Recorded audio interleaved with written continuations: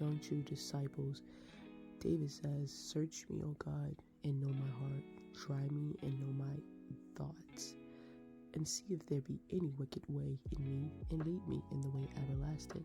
It's not really much to explain here. It's pretty self-explanatory, but I love David in Psalms. David is an example of everything that we could ever pray for, even when we don't have words to say. But this chapter particularly is important. This is David exalting God of his omnipresence and his omniscience. And omnipresence meaning he's everywhere at the same time, all the time. There's never any place on this earth that he's not there. He's there. He's here, right here where I am in the United States. He's also over there in the UK, in Asia, and continent of Africa, Europe. He's everywhere at the same time, even in different times.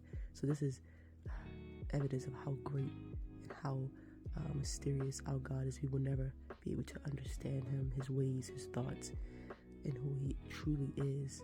He gives us a glimpse, especially when we ask. And then he's omniscient. He knows all. He's all-powerful God. There's nothing that he does not know. He knows everything. And here David is giving God permission. He's giving him, in a way, admissions into his deeper parts, inner parts, which is his heart. So he says, "Search me."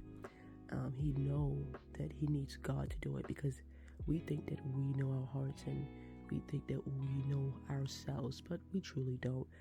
There's a scripture in the Bible that tells us that even our own hearts are deceiving.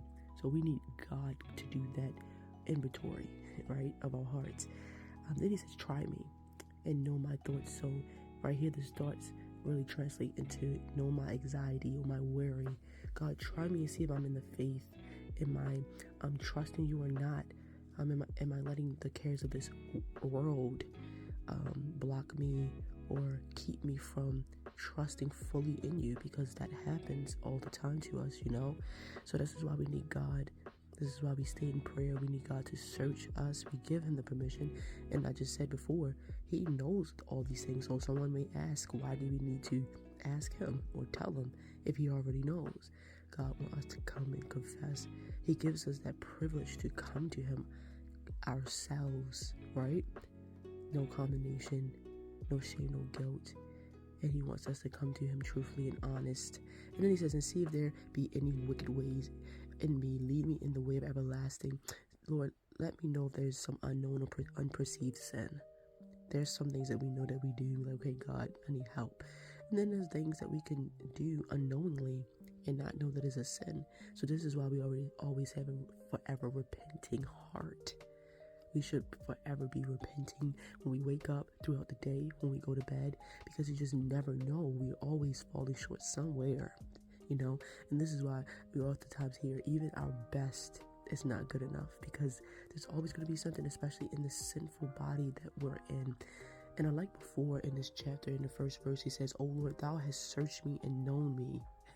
Thou knowest my down sitting and my uprising. Thou understandest my thoughts afar off." So right here, he acknowledged that God already knew all of these things, right? God knows all these things. He is God after all.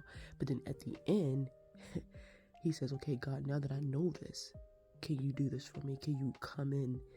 And I'm giving you permission. I'm opening myself up to you to do these things. You already know me, but now I'm asking you, and I'm coming clean, and I'm being opened, and I'm being vulnerable."